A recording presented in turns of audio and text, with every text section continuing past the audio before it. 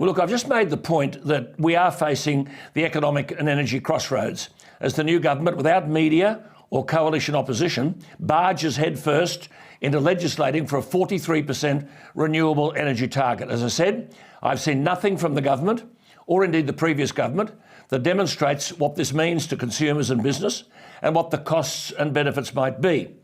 And when we talk about consequences, we still receive well over 60% of our energy from coal-fired power stations. Professor Ian Plimer is Australia's best-known geologist. He's the Emeritus Professor of Earth Sciences at the University of Melbourne, where he was for 14 years the Professor and Head of Earth Sciences. He was the Professor of Mining Geology at the University of Adelaide for 6 years, and in 1991 he was the German Research Foundation Professor of Ore Deposits at the Ludwig Maximilians Universität München in Germany. He's published more than 120 scientific papers. I make all these points because this is one of the many people of knowledge to whom government won't listen. Because he takes a contrary view to this whole climate change hysteria, Professor Plimer is rarely given a voice. I remember interviewing Barack Obama's former chief scientist, Steve Koonin. He wrote a book last year titled Unsettled: What Climate Science Tells Us, What It Doesn't, and Why It Matters.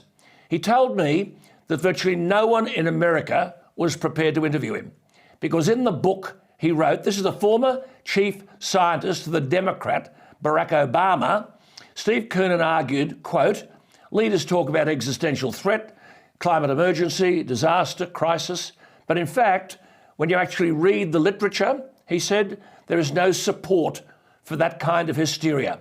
The science is insufficient to make useful projections about how the climate will change in coming decades, much less what effect human beings will have on it, unquote.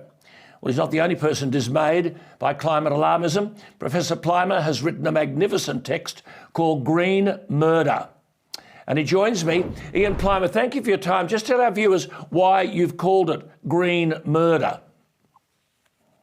Well, I've called it Green Murder because green policies end up killing people.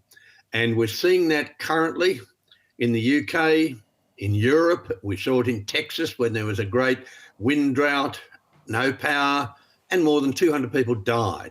We see it if you want to morally try to claim that you're superior and drive an electric vehicle. You don't seem to want to know that the cobalt for that vehicle comes from black children who work as slave labourers in the Congo. And that cobalt they produce goes to Chinese buyers. Now, the Green movement wants to take the high moral ground, and I'm arguing in Green Murder that there is no high moral ground for them to take. They kill wildlife with their bird and bat munching turbines. They sterilise agricultural land with their solar panels. They dispose of this material by burying it. It leaches into the water table, puts horrible toxins there.